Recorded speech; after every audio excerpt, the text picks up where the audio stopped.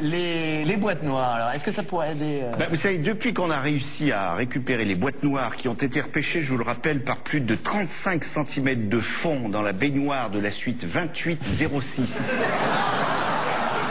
de l'hôtel Sofitel de New York, on commence enfin à comprendre ce qui s'est réellement passé dans la ténébreuse affaire DSK.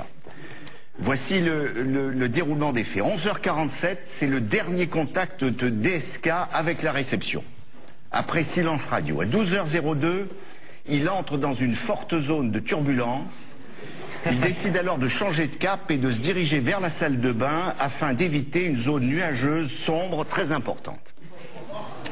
À 12h09, DSK subit un gros givrage de sa sonde Pitote.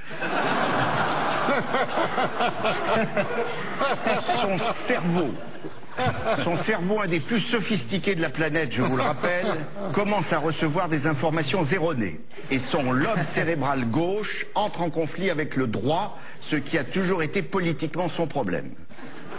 Il ne sait plus alors s'il doit se montrer un peu gauche ou aller droit au but. Il subit ce que l'on appelle le vertige des gratte-ciel ou l'ivresse des cimes au sommet de l'hôtel Sofitel. 12h14. DSK aperçoit dans sa chambre un énorme cumulonimbus noir pommelé en forme de plumeau. Oh non! C'est le fameux poteau noir redouté de tous les navigateurs chevronnés. DSK veut le contourner, mais il est trop tard. Il rentre dans la zone orageuse à plein gaz. Et c'est le drame. Il part alors en vrille, il perd totalement le contrôle de son appareil. Il demande à la femme de chambre de lui saisir l'appareil, mais celle-ci refuse désespérément de lui dégager sa sonde Pitote. DSK est submergé par une énorme quantité d'informations contradictoires. Je n'y comprends plus rien, dit-il. On l'entend très bien sur les enregistrements. J'avais pourtant pris le forfait FMI, femme de ménage incluse.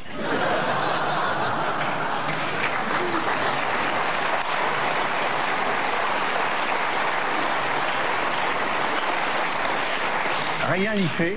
Un énorme mouvement de panique s'empare de la femme de chambre dont on entend très distinctement la voix crier « Panique, panique, panique, panique ».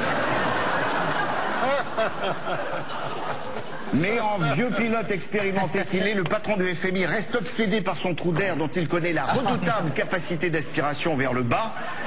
Il se rappelle alors Mermoz, Ninger Serrecoli, Rocco Siffredi, enfin j'en passe, que des grands. Et pour tenter de sauver l'appareil, il maintient désespérément le manche en arrière. L'appareil se cabre, l'incidence sur la carrière de DSK devient trop importante, la portance devient insuffisante et l'appareil décroche.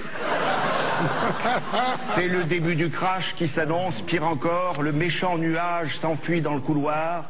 DSK est totalement dépité, il ne sait plus s'il doit renflouer la graisse ou rembourser la fesse, enfin, il ne sait plus. Sauver le Portugal ou culbuter l'Espagne, il est complètement paumé. Dans l'émotion, il en oublie même son téléphone. Un BlackBerry, c'était fatal.